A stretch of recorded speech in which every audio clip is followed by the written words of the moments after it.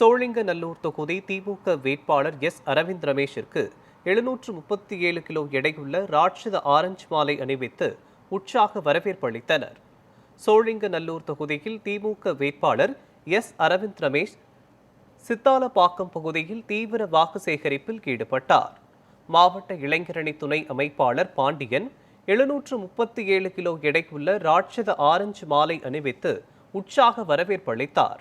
வாக்கு சேகரிப்பின் போது சிறுமி ஒருவர் வேட்பாளருக்கு நாய்க்குட்டி வழங்கியது அனைவரின் கவனத்தையும் ஈர்த்தது.